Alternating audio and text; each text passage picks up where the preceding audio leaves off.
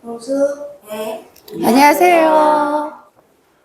자, 저희가 1학기 때로 봐야 되나요? 네. 그때는 이제 주역과 부동산으로 시작 단계를 변화라는 거에 초점을 맞춰서 저희가 진행을 했는데, 왜 그때 처음부터 변화만을 저희가 설명했냐면, 시간도 변하고 공간도 변하고 우리도 변하고, 근데 그 변화에 응하지 못한다면 부동산을 이해하지 못한다는 그 관점을 설명하기 위해서 변화에 응하라는 걸로 설명을 했습니다.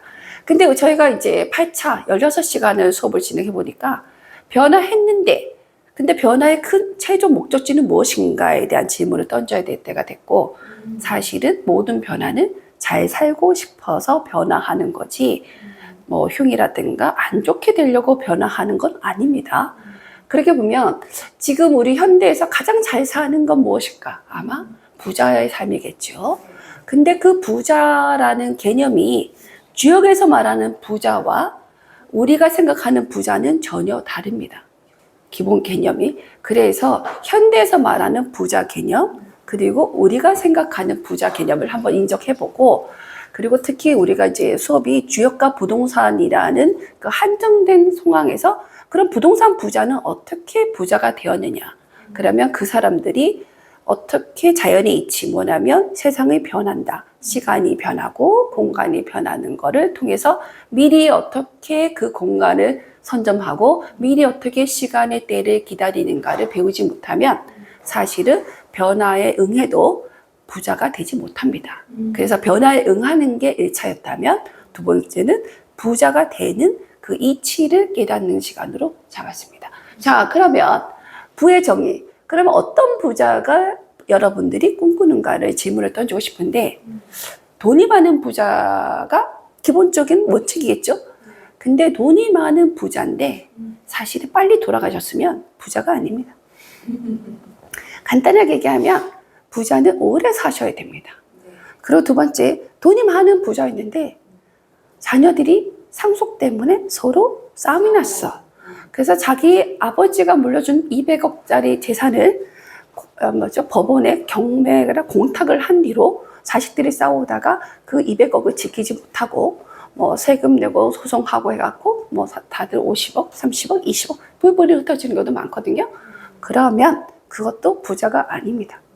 부자의 가장 큰 속성은 첫 번째, 오래 살아야 된다. 두 번째, 세습이 돼야 된다. 지금 현재 우리나라는 사실은 상속세에 대해서 굉장히 예민합니다. 중과세로 해갖고 사실은 뭐 100억이다 있으면 한 세금 빼고 60억을 세금 내니까 한 3, 40억밖에 못 가지기 때문에 세습이 안 됩니다. 그럼 우리나라는 부자를 만들고 싶어 하지 않는 사회입니다. 사실은 평등한 사회를 원합니다. 근데 부자는 평등하지 않습니다. 왜냐하면 차이가 나야 부자가 되는 건데 차이를 없게 만들겠다. 그러면 그렇게 많은 부자가 만들어지지 않을 겁니다. 그걸 보고, 자, 그럼 다시 한번 저희가 어떻게 부자가 되는지에 대해 설명을 들어가겠습니다. 자, 볼게요. 이거는 뭐냐면, 아까 그랬는데 태백이에요. 맞습니다.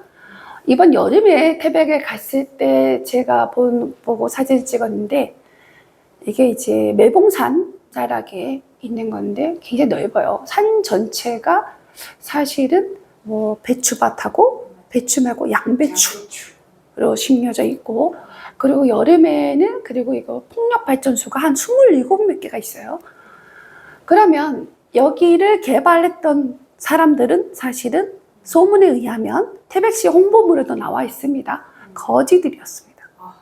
그러니까 박정희 대통령 시절에 종로나 뭐 길바닥에 많은 거지들이 있었기 때문에 그때 거지왕인 김춘삼을 위시한 거지분들을 매봉산 자락으로 보내고 이 땅을 개발을 하면 너희가 그 땅을 주겠다라는 그런 내용으로 그런 이야기가 있었다라고 하고요. 그래서 이 땅이 개발이 됩니다. 사실은 산 정상이기 때문에 올라가는 것도 힘들고 내려오는 것도 있습니다. 물이 많은 것도 아니고 전체가 다 돌이 많습니다. 이 돌이 있기 때문에 땅으로서의 가치가 거의 없는 곳입니다. 그러면 지금 이게 1970년대, 80년 상황이었는데 지금 2024년의 상황을 볼게요. 자, 저기에 보시면 양배추와 배추가 심어져 있는데 이 땅에서의 매출을 180억에서 300억으로 보고 있습니다. 이 땅에서 나오는 매출을. 그것도 밭에서 나오는 거 매년. 왜냐하면 작년같이 금배추인 경우는 사실은 배추 이파리까지도 다 사라졌습니다. 왜냐하면 속가내서 정말 볼품이 없었던 것까지도 15,000원에 팔았기 때문에. 그래서 여기서 나오는 소득이 180억에서 300억으로 추정하고 있고요. 두 번째는 뭐냐면 지금 풍력 발전이 있는데 이게 27개거든요. 태백시에서도 이제 어느 정도 협력을 해서 돈을 냈고, 이 풍력 발전 하나를 만드는 게 전 10억 정도로 생각했는데 한 17억에서 20억으로 지금 판매됐습니다. 그러면 여기 20몇 개가 있으면 얼마일까요? 이 금액이 어마어마하거든요. 근데 이 풍력 발전을 했던 이유가 가장 바람이 동해에서 넘어오면서 태백산을 넘어가기 전이기 때문에 바람의 풍력이 굉장히 오랫동안 지속됩니다. 그래서 여기에서 나오는 돈만 해도 어마어마합니다. 사실은 그때 가셨던 거지들이 아직도 거지로 있으신 않으실 것 같고 이미 사라졌을 것 같고, 그지만 이 소유한 땅들은 거의 매매가 안 되고 있습니다. 어떤 분들은 이 땅에 커피숍도 만들고 싶고 뭘 하고 싶어 해요.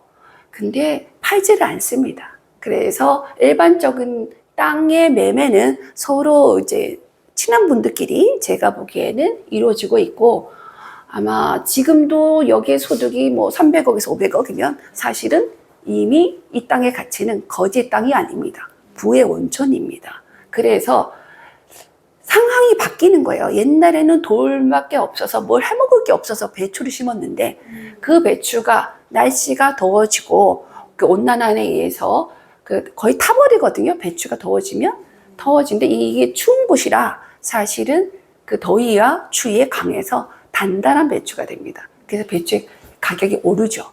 그렇기 때문에 땅이라는 거와 위치는 굉장히 중요합니다. 특히 날씨 때문에 아마 우리나라 같은 경우도 요번에 용인에서 비닐하우스에서 파파야라든가 바나나를 생산해서 품평회를 했다고 합니다. 그러면 저희 나라가 사계절이 아니라 아마 이계절의 나라로 곧 바뀔 수도 있고, 그렇게 된다 그러면 태백 같은 높은 고지대의 공간이 굉장히 중요한 가치를 가지게 될 것입니다. 자, 우리가 그러면 그 거지들이 이제 부자가 된 건데 공간 따라서 부자가 된 거거든요. 시간 따라서. 그걸 한번 들어가 볼게요. 자, 부를 볼게요. 그러면 부자라는 거는 우리가 생각하는 부자는 간단합니다. 돈이 많으면 됩니다. 저희가 배운 거는 부자, 저 사람 부자야 하면 제가 어렸을 때 부자는 집에 TV가 있던 분이 부자였어요. 저희 동네는 다 사택이었기 때문에 내 집과 너 집이 구별이 없었습니다. 방 2개, 화장실 하나. 그랬는데 그 개 중에 TV가 있는 분들이 있었어요. 특히 칼라 TV 뭐 이렇게. 그러면 그분이 부자였고 냉장고 있는 분이 부자였어요. 그러니까 뭔가 물질적인 소유가 더 많은 사람, 나보다 부자로 하는데, 그런 부자라는 어원을 들어가 보면 사실은 집과 가득할 복, 집안에 복이 가득해야 됩니다. 그게 부자입니다. 집에 복이 가득하다. 첫 번째는 먹고 사는 문제가 없어야겠죠. 그게 바로 안정이라는 걸 갖고 있는 거고, 그리고 두 번째는 뭐냐면 건강. 누가 아프지 말아야 되는 거예요. 어느 식구가 아파. 내가 돈이 많은데 내 딸이, 제가 어떤 책을 읽은 적이 있었는데 생물학과 교수님입니다. 그 교수님이 따님이 20대에 그러니까 지방에서 서울 올라가서 디자인과에 있었는데 유방암이 걸렸어요. 23세 때. 그래서 자기 딸이 왜 걸렸을까? 그래서 치료를 하고 났는데, 그래서 병원에서 이 딸이 유방암이 완치가 됐습니다. 판명을 받고 그 친구는 다시 학교에 복귀를 합니다. 근데 복귀하고 나서 1년 뒤에 바로 죽었습니다. 왜냐하면 다시 활성화됐거든요. 그래서 그분은 지금 생물학 교수를 하면서 암 치료 관련해서 암의 이제 그 치유 방법에 대해서 연구를 하고 계시는데, 사실은 돈이 많아도 명예가 있어도 자식이 아픈다든가 죽으면 사실은 복에 해당하지 않습니다. 그래서 가장 집이라는 거는 내 가정, 내 주변, 내 친인척 사이에 모든 사람들이 복이 같이 있어야 되는 거지, 나 혼자 잘 살고 나 혼자 돈이 많은 거는 부자가 아님이라는 걸 기억하십시오. 한 개인이 로또를 당첨을 됐습니다. 20억에 만약에. 그렇다면 그 사람을 우리가 부자로 볼 수 있느냐라는 질문을 던지셔야 됩니다. 그 사람은 지금 20억에 로또를 당첨을 돼서 세금 빼면 한 14억, 12억 받을 겁니다. 하지만 그 사람은 부자가 아닙니다. 그냥 돈만 갖고 있는 겁니다. 그리고 부자라고 여러분들이 누군가 지칭할 때는 그 집안 전체가 잘 살아야 됩니다. 나만 잘 산다고 부자 되지 않는다는 걸 기억하시고, 그래서 부자가 내가 되고 싶다. 그럼 나도 잘 살고 내 옆도 잘 살아야 된다라는 거를 생각하셔야 됩니다. 왜 그러냐면 나 혼자 잘 살면 내 부가 오래 지속되지 않습니다. 어찌됐든 돈을 내줘야 됩니다. 근데 내 옆에 내만큼이나 같은 성향의 친구들이 부자다. 그러면 서로 상생하는 일이 많습니다. 그래서 기본적으로 부자의 목적은 넓어야 됩니다. 두 번째 뭐는 복인데, 여기에 가득할 복자의 중간에 받전자가 밑에 있습니다. 뭐냐면 계속해서 뭔가 생산이 나와야 됩니다. 이게 뭐냐면 돈은 갖고 있는데 집은 하나 있는데 생활비가 안 나와. 그러면 집 한 채 갖고 있는 거지입니다. 지금 뭐 집이 몇 억이다 나 집값 올랐어. 그분은 오르셨는지 모르지만 생활비가 없으셔서 사실은 굉장히 공공한 삶을 사신 분도 많습니다. 그러면 간단하게 해서 너 집 팔고 나가지? 팔고 나가려니 거기서 30년 40년 살았기 때문에 딴 데 갈 엄두가 안 나요. 간단하게 나가라고 근데 내 집을 나가는 게 어렵단 말이에요. 그래서 지금 똘똘한 한 채가 250억, 300억, 200억 되더라도 그 한 채 외에 그 사람이 다른 소득이 계속 있는 사람이 부자가 됩니다. 한 채 갖고 있는 분은 부자가 아니고 세금 내느라 사실은 거의 생활비리를, 그러니까 뭐냐면 연금으로 사시는 분들, 연금소득으로 사시는 은퇴하신 분들이 집은 강남에 뭐 50억, 70억, 100억이에요. 근데 연금으로 사시잖아요. 그러면 그 집을 전세를 주시고요. 저기 시골로 가셔갖고 살고 계십니다. 이미. 그런 분들이 이미 되셨어요. 왜? 그 보유세라든가 그 세금, 재산세를 내는 돈이 자기가 연금을 받아서 몇 퍼센트가 나가다 보니까 생활이 안 되니 이 집을 전세를 주는 거예요. 아니면 월세를 주는 거예요. 그래서 그걸 받아서 사실은 본인이 원해서 지방으로 간 게 아니라 상황이 제도에 의해서 어쩔 수 없이 지방 가서 사시게 됐습니다. 방법이 없어요. 그래서 양평은 아니에요. 못 가세요, 양평도. 왜냐면 가격이 워낙 올랐으니까. 그래 가신 게 홍천, 화천 이런 쪽으로 많이 가셨습니다. 그랬는데 부의 원천은 기본적으로 안정, 집면은 집에 들어가 있어 안정이거든요. 안정 더하기 뭐냐면 계속해서 뭔가의 소득이 생산되는 기반을 갖고 계신 분이 부자입니다. 그러니까 제가 저번에 얘기했어요. 100억짜리 집 한 채보다 10억짜리 10개 있는 분이 더 부자의 확률이 높다라고 분명히 말씀드렸거든요. 왜 그러냐면 10억은 내가 살고 있고 나머지 10억짜리 9개에서 월세 소득이 나온다 그러면 그분이 진정한 부자가 될 확률이 높습니다.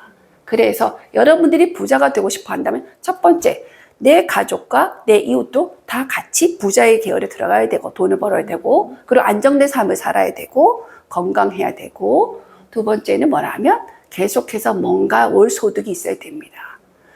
그러니까 저희가 이제 탈북에 갔을 때 저희 동네가 조금 오지예요.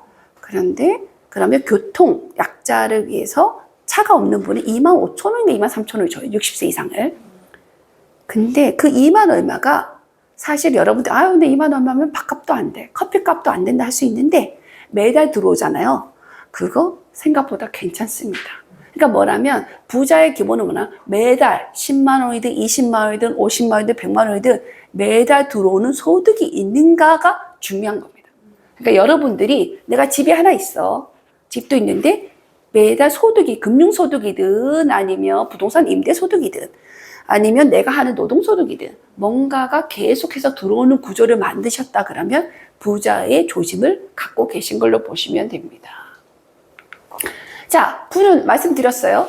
어쨌든 집면이에요. 혼자가 아니에요. 개인의 것도 아닙니다. 두 번째는 뭐냐면 한때 부자는 엄청 많습니다. 저는 한때 부자를 많이 만났습니다. 사업을 하면서 2001년에서부터 지금 2025년, 한 25년?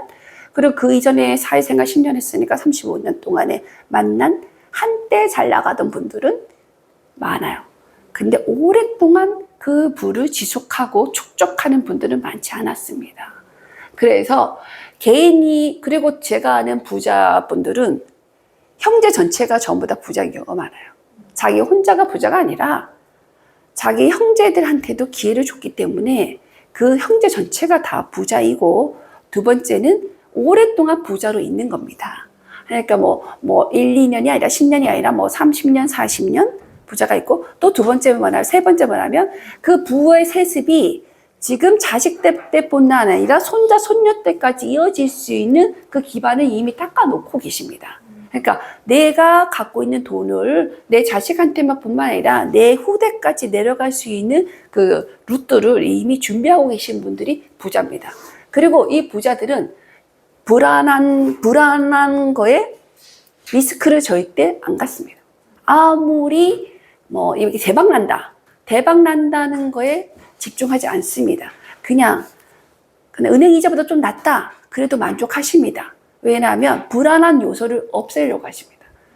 최근에 아까 제가 오면서 봤더니 일본에서의 부자, 그러니까 10억 현금을 갖고 있는 부자들의 첫 번째가 오래 살고 계십니다. 두 번째, 수명이 굉장히 기시고요. 두 번째는 이 돈을 어떻게 세습을 잘할 것이냐에 관심을 갖고 계셨어요. 그래서 부자의 조건은 첫 번째, 안정성, 두 번째, 수명, 세 번째, 세습을 어떻게 하느냐, 네 번째, 계속해서 수익이 들어오는 구조. 그러니까 내가 정말로 부자가 되고 싶으면 집은 내가 살고 있는 거 좀 작으셔도 수익을 구조화할 수 있는 월세 소득을 갖고 계신 게 굉장히 좋아요. 근데 그 월세 소득이 20만 원도 괜찮고요, 30만 원도 괜찮아요. 그게 꾸준하다 그러면 사실은 부로 갈 수 있는 그 습관을 미리 배우시는 길이기 때문에 항상 생각하셔야 돼요. 그러니까 내가 월세 소득을 가질 수 있는 것을 준비하시면 괜찮습니다. 제 같은 경우는 태백에 집을 하나 그때 경매로 산 건데 1,800만 원 샀습니다. 저는 하나. 그리고 약간 리모델링을 했습니다. 뭐냐면 한 200만 원 정도 들여서 그거를 지금 월세를 한 달 50 받습니다. 그럼 저는 2천만 원만 썼어요. 그죠? 그리고 그분한테서 보증금 200을 받았고요. 그러면 월세를 50씩 받으니까 얼마예요? 그러면은 그것도 연세로 받았거든요. 연세 600원을 바로 받았거든요. 근데 그분이 들어오고 나서 어떤 분이 그러는 거야. 자기도 들어가고 싶대, 그 집을. 그래서 그분은 대기자로 있습니다. 이분이 나가면, 근데 이분이 안 나갈 것 같습니다. 왜냐하면 어떤 분이, 그분이 말은 좀 그런데 우리 정법이라고 하잖아요. 그쪽에서 공부를 하시는 분이 있었는데 누가 내려오셔서 보셨나 봐요, 위치를. 그분한테 얘기했나 봐요. 여기가 너무 좋으니 계속 좀 살아라. 아마 살 확률이 높을 것 같습니다. 그래서 기본적으로 지방의 집들도 소홀히 하지 마십시오. 사실은 2천만 원 넣어갖고요, 월세 소득이 500, 600이 나온다 그러면요 30%입니다. 그게. 그리고요, 제가 알고 있는 죽변의 집이 있는데, 죽변의 집이 2천만 원을 샀습니다, 제가. 근데 거기 월세 소득 20만 원씩 나옵니다, 꼬박꼬박. 그러면 240만 원이 매달 나오잖아요? 그럼 10% 이상입니다. 그렇다고 제가 거기에 돈을 더 든 건 없습니다. 왜? 하면 지방에 황폐화된 것도 있는데 최저로 기본 월세 소득은 20에서 30이 나옵니다. 제 아는 친구 중에 한 명도 태백에 1,800만 원 집을 샀습니다. 안 고쳤습니다. 도배장판만 했습니다. 150만 원 들어갔습니다. 거기서 월세 소득 25에서 30 나옵니다. 너무너무 좋아합니다. 왜? 서울에서는 아무것도 아니에요. 평당도 아니에요. 근데 거기서는 가치가 있는 거예요. 그래서 그냥 또박또박 그 돈이 들어오니까 한 4년인가 5년 들어왔거든요. 그러면 이미 사실은 그 1,800만 원을 해소한 겁니다. 그 친구는. 그렇게 되기 때문에 지금 집이 서울에 강남에 1억, 평당 1억 6천, 2억 그것만 보지 마시고 사실은 본인들이 좀 넓게 생각을 하셔서 찾아보시면 작은 투자로도 계속해서 이익을 줄 수 있고 또 그 다음에 그 땅값도 오를 수 있는 데가 있으니까 부지런히 다니시는 거 괜찮습니다. 자, 다시 볼게요. 첫 번째 부는 가족의 계승이 쭉 돼야 됩니다. 부가 1세대에 끝나는 경우가 너무 많고 2세대까지도 굉장히 힘듭니다. 그래서 3세대, 4세대까지 가는 채시부자, 경제 채시부자는 굉장히 대단한 사람들입니다. 왜냐하면 그래서 전통이라는 게 생기는 거거든요. 근데 그 채시부자분의 한 분을 제가 알고 있는데 전국에 집이 있긴 해요. 솔직히 말씀드리면 경주만 있는 건 아니에요. 뭐 제주도도 있고요. 많으세요. 근데 그러니까 우리나라의 역사상에서도 부자들은 전라도 해남에 있던 뭐 신라시대, 백제시대의 분들도 사실은 저기 평안도, 함경도에 집이 있으셨습니다. 땅도 있고 노비도 있고.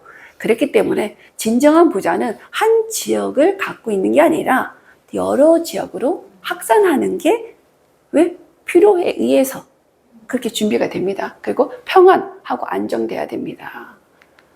자, 그러면 주역에서의 부는 자산이 아니에요. 생각보다 뭐라고 해야 하면 부를 이루는 방법이 사회에 공헌이 있는 일을 크게 하다 보니 부가 이루어진다라고 하지, 부를 목적으로 나 돈 벌겠다고 하는 거를 주역에서는 부로 보지 않습니다. 그러니까 어떻게 보면 주역에서 부라는 거 갖고 사실은 강의하기가 되게 어렵습니다. 왜? 방법이 없거든요. 왜? 지금 다른 사람을 위해서, 타인을 위해서, 그리고 마을을 위해서, 세상 사람들에서 이롭게 하라는 걸 얘기하는데 그 이름이 어떻게 내가 부자가 됩니까? 지금에서의 그 현대적 발상으로는 절대 오지랖 넓다고 밖에 안 돼요, 그거는. 근데 오지랖을 넓게 하다 보니 저절로 부자가 되더라라고 하는데 그게 맞을까요? 근데 제가 이거를 예를 들 건 아닌데 태백에 가면 해바라기 축제를 하는 곳이 있어요. 거기는 굉장히 좀 깊이 들어가서 오지예요. 마을 사람들도 별로 없어요. 황폐화된 거야. 근데 동네 분이, 어떤 분이 거의 버려진 곳을 해바라기를 심기 시작했어요. 그냥 계속해서. 그래서 지금은 해바라기 축제까지 하고요. 그래서 마을 공동체 카페가 생기고요. 그 모든 이익을 동네 분하고 많이 나눕니다. 그러면 사실은 그분 같은 경우는 동네를 이쁘게 하기 위해서였는지 처음부터 해바라기 축제를 위한 거였는지 전 잘 모릅니다. 하지만 자기가 심기 시작했던 것들이 확산이 되면서 동네가 예뻐지고 어느 날 저는 그때 해바라기 축제 하기 전에 공짜로 가서 구경을 했었거든요. 그냥 있어서 갔어요. 어느 날부터 축제를 하고 돈을 받기 시작했어요. 옛날에 5,000원, 옛날에 5,000원이었는데 지금 얼마인지 모르겠습니다. 입장료 5,000원 받기 시작했고요. 그리고 그 해바라기 하는 공간이 더 넓어졌어요. 어떻게 보면 그분이 누가 시작했는지는 모르지만 동네를 이롭게 하겠다, 버려진 곳을 그냥, 해바라기는 태백에서 잘 자랍니다. 솔직하게 얘기하면 그냥 심어 놓잖아요. 그냥 무럭먹 자라요. 뭐 딸리 할 게 없어요. 근데 그 공간이 아름답게 함으로써 그 공간이 가치를 가졌고, 그리고 누군가가 찾아오더니 나중에 돈까지 내고 옵니다. 그래서 그 축제 기간에 카페도 잘 되고요, 음식점도 잘 되고, 그리고 이제 그 동네 마을의 축제지만 시에서도 보조를 받습니다. 왜냐하면 축제를 하는 거니까. 그래서 그게 아마 대업으로 가는 거가 아닌가 싶어요. 또 하나는 어디였더라? 제가 경상도 어디로 알겠는데 수국을 심은 공무원을 알고 있는데 어느 동네인지 기억은 못합니다. 제가 인터넷 치면 아실 건데 동네에 수국을 심었습니다. 공무원분이 동네를 자기가 관할한 공간에 수국을 심었는데 그게 예뻐졌어요. 그렇다고 수국을 뭐 사서 심은 게 아니라 수국에 잘라갖고 접붙여서 계속 심어낸 거예요. 그때 어느 날 수국이 온 동네가 된 거래. 그 자기가 이제 이동을 하게 된 거예요. 근데 이동 후에 이게 안 되니까 다시 본인이 그걸 다시 신청을 했어요. 나 다시 그거 관리하겠다. 그래서 그 마을은 지금 수국 축제를 하고 있습니다. 그때마다 전국에서 사람이 옵니다. 봐요. 이런 것들이 사실은 공이라는 거, 그 주역에서 말하는 공로는 세상을 아름답게 하고 이롭게 하는 일을 공으로 보거든요. 그러니까 나만 예쁜 게 아니라 내 주변에 이롭게 하고 예쁘게 해서 그 가치를 올려서 돈으로 수익 창출을 하는 거. 그리고 수익 창출이 누구가 된 게 나 개인한테 오는 게 아니라 나뿐만 아니라 오는 사람, 가는 사람 모두가 그 이익을 공유하는 거를 부로 합니다. 부라는 개념을 넣기 때문에 그래서 이걸 갖고 뭐라면 현자들의 일이다라고 얘기를 해요. 현자, 우리가 생각한 현자는 누구일까요? 우리나라에 현자가 있으실까요? 다들 조용하시네. 대통령이 현자였으면 얼마나 좋을까요? 뭐 국무총리가 현자였으면 얼마나 좋을까요? 아니면 종교 지도자분이 현자였으면 우리나라가 더 잘 살고 더 아름답게 되겠죠. 근데 사실은 이것도 이상적인 거기 때문에 우리가 근데 그 대신 현자와 가까운 삶을 사는 일반인도 많으시니까 좋은 세상이 더 만들어지길 바라고. 근데 주역에서 말하는 현자는 대부분의 지층이 군자, 대인, 성인이라는 조금 우리보다 나은 분들을 얘기를 하거든요. 현인의 대업, 그게 바로 부입니다. 부자의 길을 가시는 분들은 현명한 사람들, 어떤 사람들? 세상의 이치를 알고 그리고 그 도를 태득해서 덕으로서 몸소 실행을 해서 세상을 아름다운 아름답고 이롭게 만드는 사람들, 그런 사람들이 하는 큰 사업이 바로 부입니다. 그러니까 우리가 생각하는 주식 축적해서 땅 사서 투기해서 그리고 뭐 건물 짓다가 뭐 나쁘게 해서 뭐 건물의 구조로 돈을 빼서 먹고 뭐 그런 거는 사업이 아니에요. 기본적으로. 그렇게 생각하니까 그때 너무 이상적이긴 해요. 그때 주역시대의 부라는 거가 현실하고 좀 안 맞긴 하지만 이상이니까 철학이 됐겠죠. 그리고 너무 현실적이면 배울 필요도 없습니다. 왜? 옆에 많거든요. 옆에 하시는 분들이 많아요. 최근에 어떤 분이 음식점을 하시겠다고 회사를 그만두셨습니다. 근데 나가시면서 하는 말이 자기 돈 많이 벌겠다고. 근데 음식점을 하시는 분이 돈을 많이 벌겠다? 그러면 사실은 돈을 못 벌습니다. 음식은 제가 오는 손님들한테 맛있게 제가 하고 싶은 것이 있다고, 그리고 그 사람들이 와서 맛있게 먹고 행복했으면 좋겠다고, 그렇게 해야 그 업을 계속할 수 있고요. 그러다가 오래 하다 보면 돈을 벌게 되는 건데, 돈을 벌기 위해서 나갔기 때문에 지금 그 작은 포장마차 같은 공간에서 음식 종류가 몇 개일까요? 하신 지 6개월밖에 안 됐거든요. 100개가 넘습니다. 왜냐하면 오는 손님을 다 받고 싶으니까. 이분은 피자 먹고 싶대. 오케이, 그 다음 피자 넣는 거예요. 이분은 뱅어포를 먹고 싶대. 그럼 뱅어포 넣고. 이 사람은 저 김치찌개를 먹고 싶다고 해서 김치찌개를. 돈을 목적으로 했기 때문에. 왜냐면 한 명이라도 더 오게 하려고. 근데 그 공간에 저희가 말한 거 뭐냐면 어떤 음식점을 가면 냄새가 나요. 청국장을 먹으면서 피자를 먹고 싶을까요? 음식마다 그 기호와 문화가 있는데 100개를 한다고 그분이 부자가 될지는 모르겠어요. 생계 유지는 가능할 겁니다. 그래서 기본적으로 부자가 되고자 하면 자기가 현명한 사람이 되고자 하는 그 기본 자질을 가지셔야 지금 갖고 있는 부를 계속 축적도 할 수 있고, 그 다음에 다음 세대까지도 줄 수가 있고 자기도 오래 살 수 있습니다. 그런 거를 공부를 하셔야 됩니다. 자, 그러면 현명함이라는 건 덕이라고 우리가 얘기를 하거든요.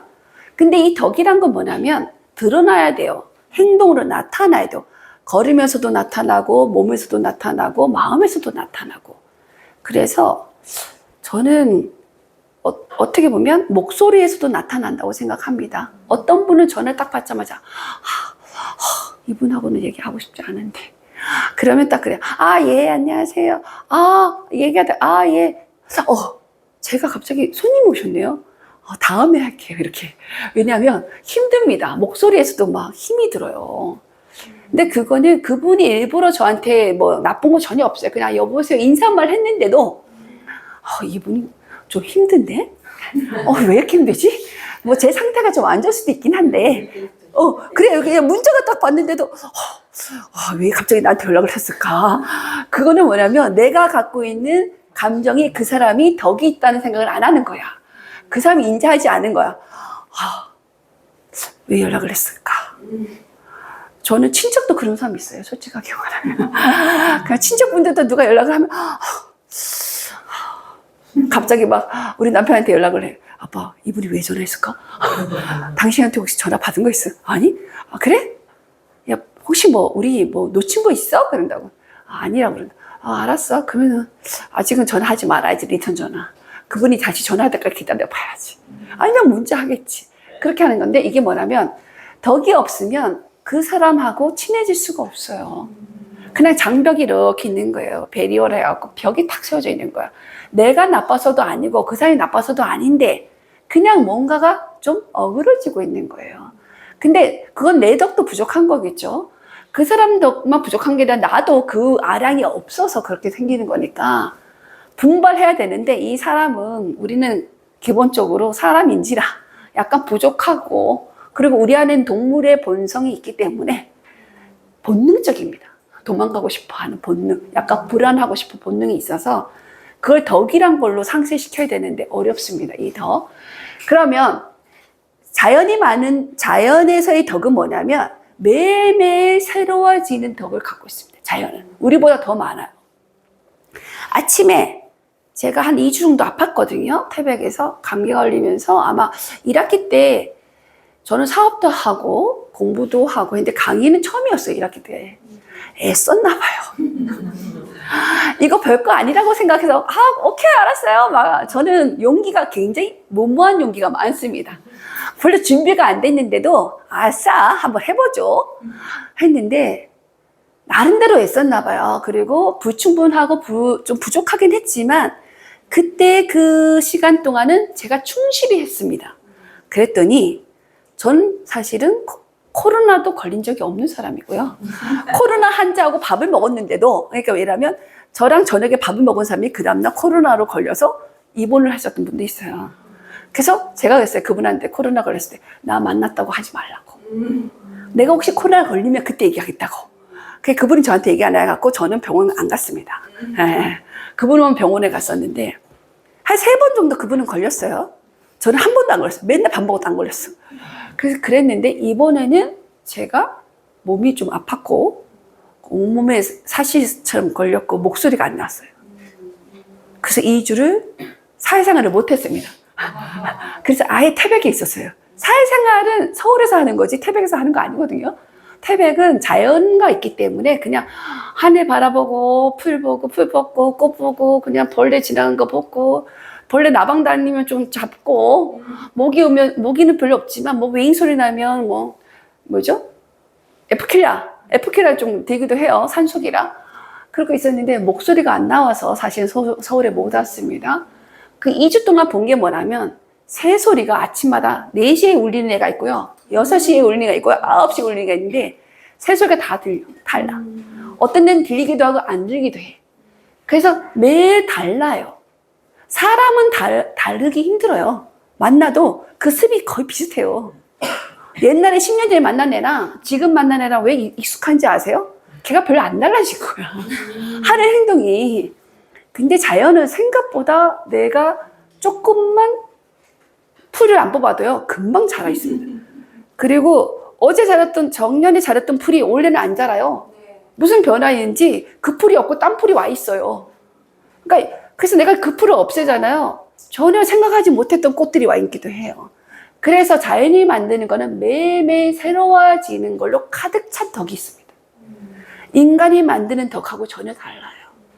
그래서 여러분들이 내가 내 스스로 덕을 키우겠다. 사실은 여러분들이 자연하고 많이 접하면서 자연에서 배우시면 덕을 많이 쌓을 수 있는 방법일 수 있습니다. 그래서 현명한 사람이 되자 하면 내 안에서의 그 행실, 마음가짐, 행동을 항상 보시고 그리고 내 주변에 나보다 나은 사람들을 따라 하시는 것도 좋습니다. 제가 자연을 자꾸 같이 있으라 하는 거 뭐냐면 자연을 보고 배우라는 거예요. 매일매일 새로워지는 자연을 보고 나 자신도 오늘은 조금 커피잔을 좀 갖고 계시면 집에 쌓아놓은 커피잔 많으세요. 옛날에 예뻐서 사놨고 선물 받은 거 맨날 바꾸셔도 괜찮아요. 이번 달 그리고 색깔도 좀 바꾸시고 그래서 바꿔서 내 스스로의 나의 장단점 그리고 차도 바꾸시고 사실은 이건희 회장님이 바꾸지 말라는 게 딱 2가지예요. 마누라와 자신. 마누라와 자식 외에 모든 걸 바꾸러 가셨어요. 그게 왜냐하면 바꾸지 못하면 세상의 변화에 응할 수가 없고요. 그리고 좋은 일이 안 생깁니다. 덕이라는 건 좋아지려고 하는 거고요. 부자는 잘 살려고 하는 겁니다. 근데 좋은 것도 없고 잘 되는 것도 없어. 그러면 사실 돈만 있기 때문에 자살하십니다. 돈이 저렇게 많은데 자살해? 20억이 있는데 왜 자살해? 이거 20억이면 난 편히 살 건데? 죄송한데요. 그분이 갖고 있는 건 돈밖에 없었기 때문에 돈만 보이는 거예요. 내 자산이 200억이었는데 180억이 줄어들었어. 없어진 180억에 눈물이 흘리고 잠을 못 잡니다. 더더더 떱니다. 남아있는 20억이 안 보이시고요. 없어진 180억이 보입니다. 그게 인생입니다. 그래서 부라는 관점을 좀 돈만 보지 마시고 내가 갖고 있는 사람 그리고 내가 옆에 있는 자연까지도 그 부의 개념으로 집어넣는 게 좋습니다. 그리고 군자라는 거는 기본적으로 지향점이 똑같은 말이에요. 현자의 덕입니다. 지금 옆에 보시면 옆에 있는 사진이 이게 이제 그겁니다. 베트남에서 연말이 되면 황금알을 낳는 것처럼 부, 노란색의 꽃이 피고요. 거기다가 기도를 합니다. 돈이 많이 들어오라고. 그리고 부자 되라고. 건강해지라고. 그리고 성공하라고. 그게 빨간색과 노란색 그리고 초록색이 같이 있습니다. 이거 뭐냐면 그만큼 부자라는 개념이 어우러져 있는 거예요. 부자가 돈만 있는 게 아니라 내 자식이 잘 되는 것도 부자고 내가 건강한 것도 부자고 내가 한번 웃을 수 있는 것도 부자가 될 수 있는 기본 자질인 거예요. 근데 부자는 단지 하나가 있는 게 아니라 여러 개를 어떻게 육각형처럼 큰 육각형을 갖고 있는 거예요. 우리는 저마다 작은 육각형을 갖고 있을 수 있습니다. 약간 부족합니다. 그래도 괜찮아요. 부자의 기본 기는 갖고 있기 때문에 그게 큰 부자냐 작은 부자냐 아니면 내가 지금 부자가 되는 길로 가고 있느냐. 여러분들은 아마 부자가 되는 길로 가고 있는 겁니다. 왜냐하면 첫 번째 배우는 거는 부자가 가는 능력의 제1 조건입니다. 그렇기 때문에 부자가 되는 거는 기본적으로 배움의 기본 그 이치를 깨닫아서 두 번째는 뭐냐면 내 주변을 현명한 사람들과 같이 있어야 돼. 나는 되게 현명한데 내 옆에 범죄자들 많잖아요. 그럼 나도 같이 그 범죄자랑 똑같은 생각을 해요. 그리고 내가 예를 들어서 이번에 제가 이제 태백에 그 집이 아마 TV에 나올 건데 어떤 분이 물었어요. 서울에서 오셨다고 그러더라고요. 영등포에서 웨딩홀을 하셨던 분인데 자기가 나이가 들어서 서울에서 내려와서 세컨하우스로 동생하고 쓰는 거예요. 동생 집 따로 본인 집 따로. 근데 저희 집이 이제 구해줘 홈즈라는 TV에 방영이 될 예정이니까 그분이 지나가면서 이제 아는 척을 하시더라고요. 아우 어떻게 여기 사셨어요? 그래서 근데 그분 산 거보다 저는 그 집을 더 이전에 산 사람이었고 그래서 설명하다가 얘기하면서 어머 근데 여기 옛날에 외국인 노동자들이 되게 많았고 약간 범죄 비슷했는데 이러더라고요. 그래서 그거요 그분들이 월세를 그러니까 한 달 쓰시고 300을 내셨습니다. 그분들은.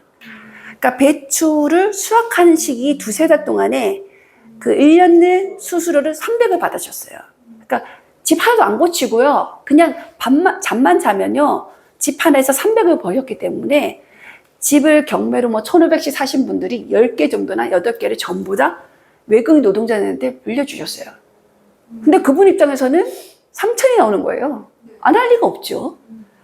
근데 문제는 뭐냐면 동네에 약간 흑인도 다니시고 중국계도 다니시고 하고 어떤 데는 두 분들 그 집단 안에서도 싸움이 나서 경찰도 부르고 뭐 이렇게 되니까 좀 그리고 한국말을 하시는 게 아니라 뭐 영어는 아니고 저기 중국말 쫑골라라 그러죠. 중국말도 하시고 또 다른 뭐 베트남어도 하니까 그 좀 우리가 불안한 거예요. 그분들이 나쁜 짓을 한 게 아닌데도 우리는 그냥 불안한 거야. 그랬는데 저희가 어떻게 했냐면 그 10개 정도를 갖고 계신 분한테 연락을 했어. 집을 파시라고. 저희가 사겠다고. 그래서 그분이 1,200, 1,300에 산 거를 저희가 2,500, 2,700, 2,300에 샀습니다.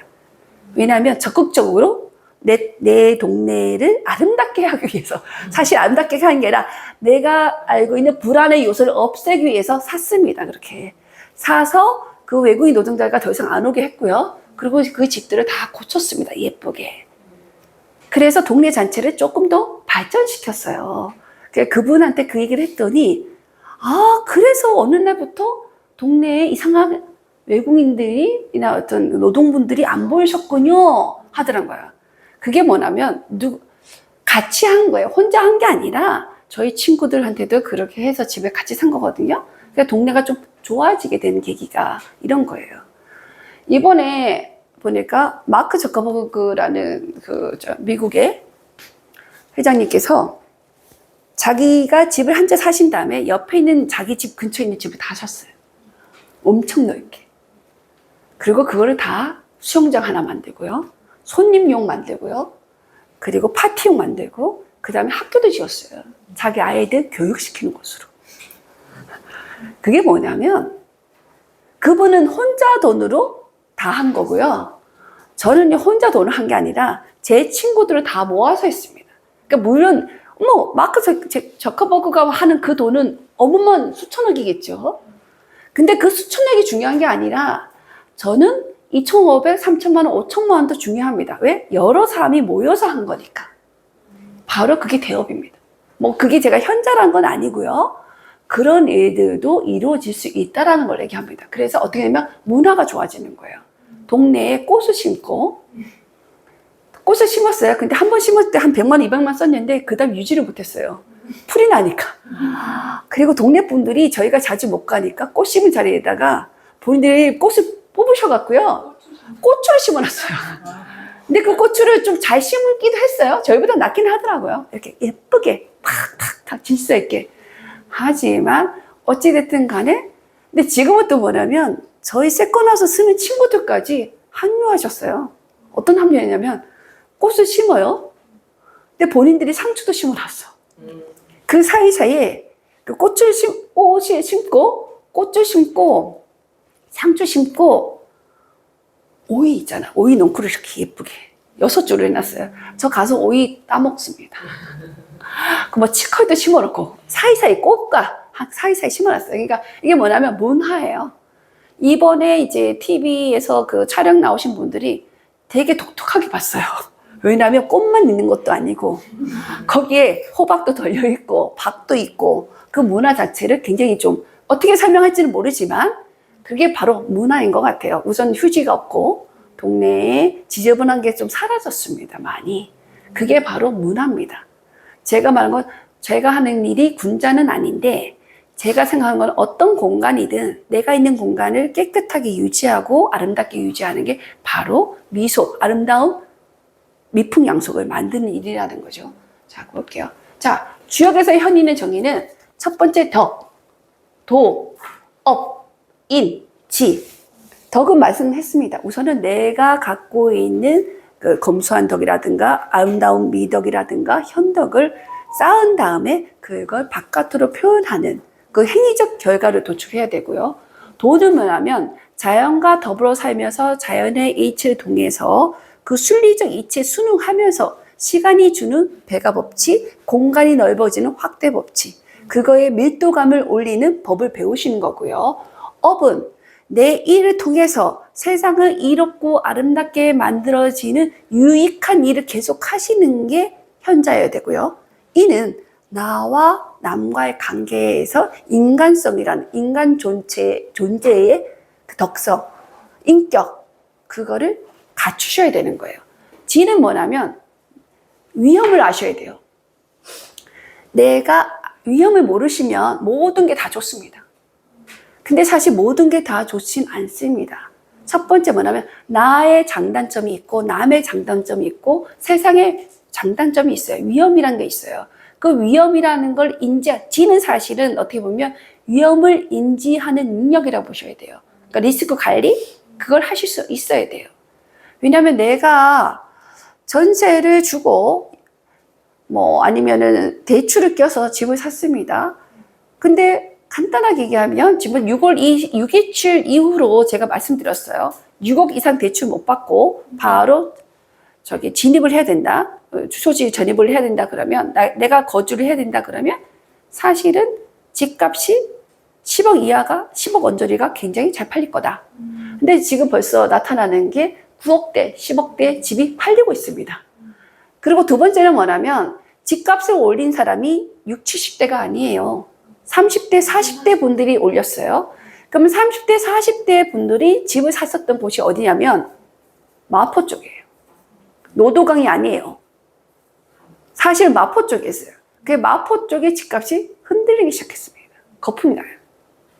제가 부산에 그 섬유 포럼에 갔을 때 만났던 30대 분이 마포에 투자를 했더라고요. 굉장히 많은 분이 마포로 갔습니다.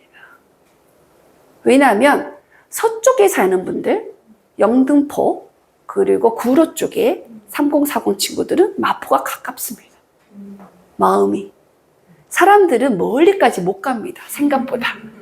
왜? 아는 곳이 거기입니다. 그래서 아마 그쪽 분들, 인천, 부천, 제가 보기엔 그쪽 서쪽 분들이 많은 진출을 마포까지 오신 것 같습니다. 그래서 제가 맨날 얘기해요. 제발 이동 좀 하라고. 회사도 왔다 갔다 하고 친구도 모이면서 멀리 좀 가시라고. 그 이유가 뭐냐면 내가 가는 공간만큼밖에 자기가 마음이 못 넓어가요. 내가 세계를 다니면 해외를 맨날 나가면 마음이 해외까지 넓어가요. 근데 내가 그 공간에만 있잖아. 구로에서 왔다 갔다. 구로에서 수원 왔다 갔다. 그럼 내가 생각하는 공간은 그 공간이에요. 그 넓은 공간. 이게 확대돼야 돼요.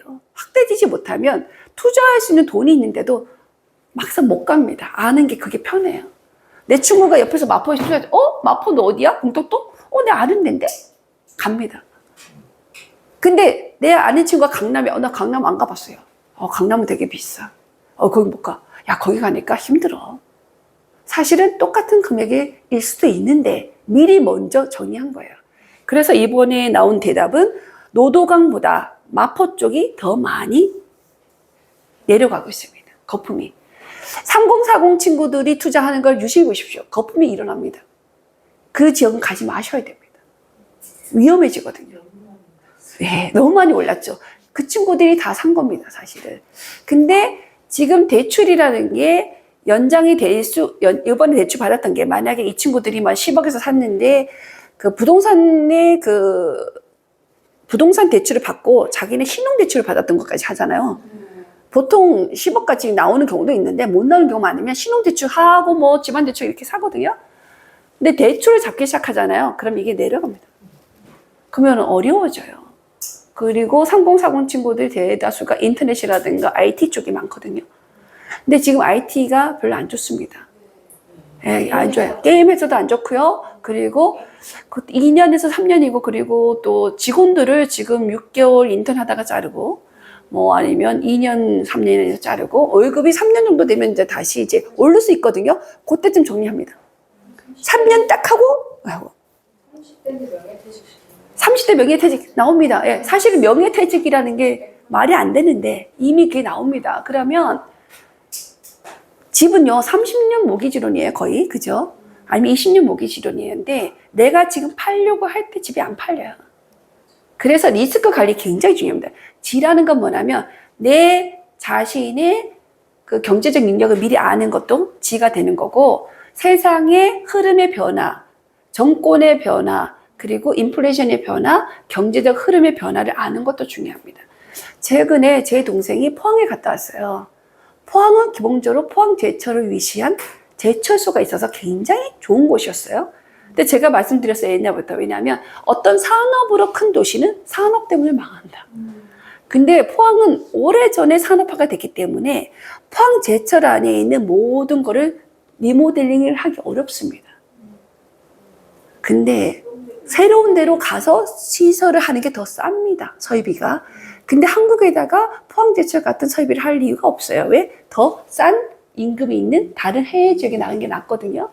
근데 포항 그쪽의 공단에가 아니라 동네도 지금 임대로 많은 집들이 나와 있다고 하더라고요. 상가가. 거의 죽어가고 있다고 그러더라고요. 그냥 활력을 잃어가는 거예요. 그래서 어떻게 보면 이번에 동생이 그래도 포스코 대학 쪽에 이제 강의하신 분들 있는데 뭐냐면 태백이 더 나은 것 같은데 이 말이 나왔어요. 왜냐면 태백은 사람이 적거든요. 아예 없어. 38,000밖에 안 돼. 근데 뭐냐면 이동 왔다 갔다 하는 사람이 많은 거야. 그리고 뭔가 활력이 있는 거예요. 애들이 뛰어놀고 애기가 있고. 근데 거기는 사람이 안 돌아다닌다는 거예요. 그 많은 사람이 유출된 거예요. 살기가 어렵다는 거겠죠. 그래서 지 굉장히 중요합니다. 그래서 현인은 뭐냐면 덕도 업, 지를 다 갖춘 사람으로 보셔야 됩니다. 자, 이거는 내일 할까? 아니요, 지금 해도 될 것 같아요. 자, 세상에서 가장 부유한 나라. 가보신 곳 있으시죠? 아니요, 싱가포르 아닙니다. 이거 어디일까요? 국왕이 군주제입니다. 모로코. 아니요, 모로코? 모나코. 모로코와 모나코 저 어려드립니다. 아프리카의 모로코. 흑인들 많습니다. 예? 그런데 여기는 모나코입니다. 그레이스 켈리라는 저는 그 영화 배우 되게 좋아했습니다. 되게 우아해 보였거든요. 역시 국왕비가 됐었고요. 근데 여기가 왜 괜찮았냐면 땅이 되게 작습니다. 부유하려면요, 큰 지역이 아닙니다. 자, 왜 강남이 괜찮은지 아세요? 작아서. 작아야 됩니다. 넓으면 안 됩니다. 땅이 넓으면 안 된다고 그렇게 말씀드리는 이유가 뭐냐면 작으면 부의 축적이 가능합니다. 왜냐하면 여러분들이 볏집을 쌓을 때 좁은 데에 올리는 게 낫습니까? 먼 데서 올리는 게 낫습니다. 좁으면 그만큼 빨리 올라갑니다. 그래서 우선은 면적이 약 2.08km입니다. 되게 작습니다. 땅이요? 예, 땅이. 근데 거기 왕이 있어요? 왕이 있어요. 군주제입니다. 그래서 인구가 약 38,400명입니다. 이거는 태백하고 같습니다. 딱 태백이에요. 근데 여기는 상속세와 부동산세가 없습니다. 그리고 우리가 뭐 현금 10억을 갖고 있는 사람을 100만 자녀로 보고 있는데 인구의 30% 이상이 100만 장자이고요. 지나가고 돌아다니는 사람들이 전부 다 억만장자가 많습니다. 세계 모든 부호들이 여기다가 집을 갖고 있고요. 여기다가 자기 리조트 아니면 돈을 갖다 놓습니다. 그리고 GDP가 20만 불입니다. 자, 우리나라 아까 싱가포르 9만 불입니다. 싱가포르이 9만 불인데 여기 20만 불이에요, GDP가. 또 우리가 눈여겨봐야 될 게 작은 나라에서 뭐가 있죠? 관광 수입. 관광 수입. 예, 관광 수입 엄청 좋습니다. 왜냐하면 남프랑스의 프랑스 사람들 대다수 부호들이 여기 가서 다 쉽니다. 제가 이집트 갔을 때 그 가이드가 그랬어요. 사장님 모나코 가시라고 그러더라고. 그래? 모나코 해변가 가시면 너무 좋대.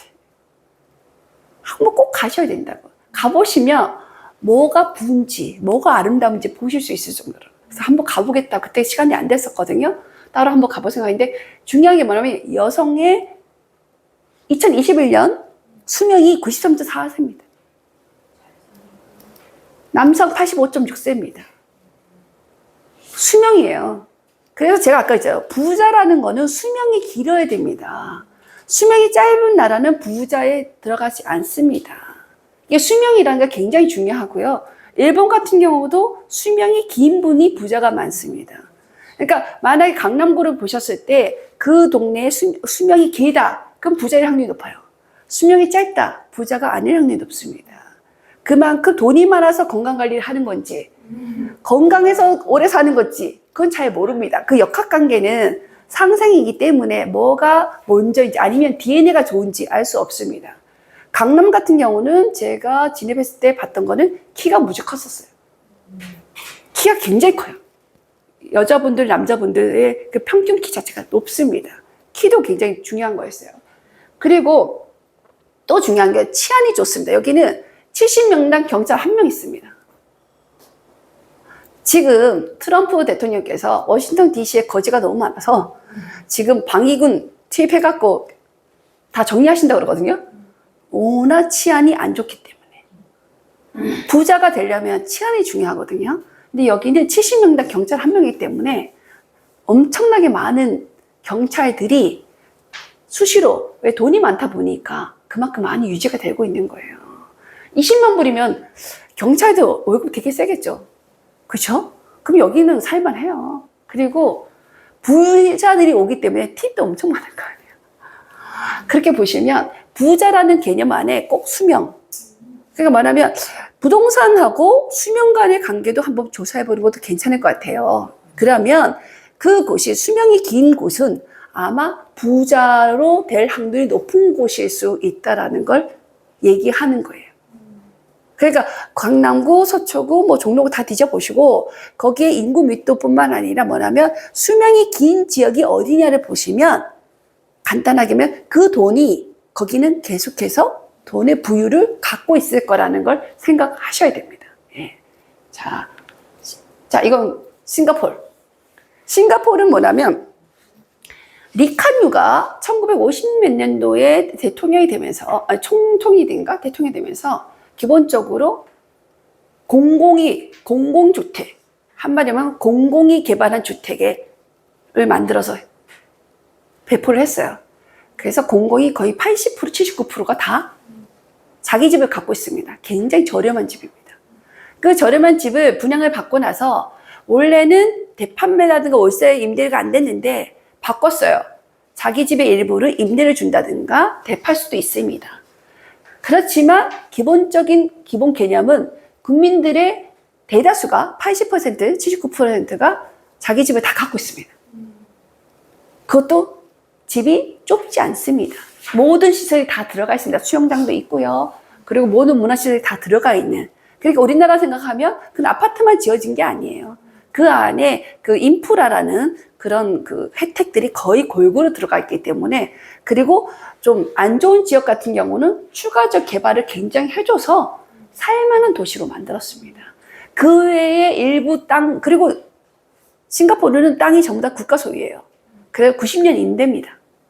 그래서 중국하고 비슷합니다. 중국도 이제 70년인가 80년 뭐 임대로 하는데, 기본적으로 싱가포르가 국가 소유의 땅을 갖고 공공으로 개발해서 국민들이 안정하게 살고 있게 만든 이후로 성장한 겁니다. 그래서 뭐냐면 자기 집을 갖고 있다는 거 굉장히 중요한 거예요. 안정된 위에 배움도 있는 거고 안정된 위에 부의 창출이 있는 거예요. 그게 가능했던 게 싱가포르입니다. 싱가포르는 지금 9만 불이에요. 홍콩은 능가했습니다. 그 홍콩 같은 경우는 잘 모르겠는데, 홍콩이 금융 허브의 중심지였다면 지금은 싱가포르로 이미 넘어간 상태예요, 금융이.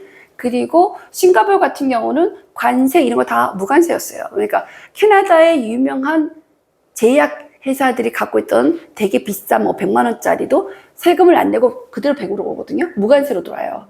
그래서 그 의약품의 회전, 의약품이 소통 다 싱가포르의 국제회의의 50% 이상이 의료였어요. 의료기기 관련돼서. 왜? 의사들이 그렇게 많이 오는 거예요. 여기에 제작 발표하고, 왜? 거기서 의사소통을 해갖고 거기에서 그러니까 트레이드 하더라도 세금이 안 나가는 거야.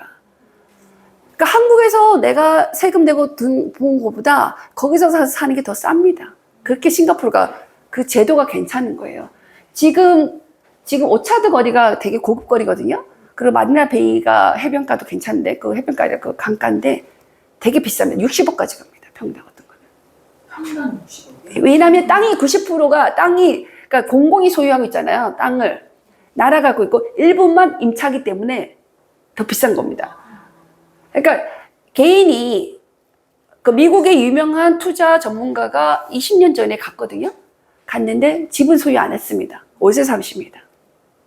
소유하는 돈보다는 주식 투자하시면서 그냥 그 임대해서 사는 게 더 많습니다. 그 임대소도 굉장히 많습니다. 그러니까 뭐냐면 자기가 공공으로 임대받은 거를 몇십 년 지나서 임대소득까지 받기 때문에 사실 싱가포르 국민들은 살기 좋습니다. 왜? 싸게 임대받은 다음에 싸게 사서 내 집의 일부를 방 한 칸 임대 나갑니다. 거기 워낙 비싸거든요. 방 한 칸에 80만, 100 얼마 넘습니다. 그러면 그거를 임대소득 받고 세금 내면 됩니다.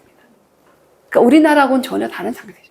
그래서 공공이 개발해서 부자를 만든 나라, 전체 국민을 부자로 만든 나라가 바로 싱가포르. 근데 땅이 작습니다. 자, 봐요. 서울의 약 1.2배. 사실은 서울 수도권에 가야 될 방향은 싱가포르.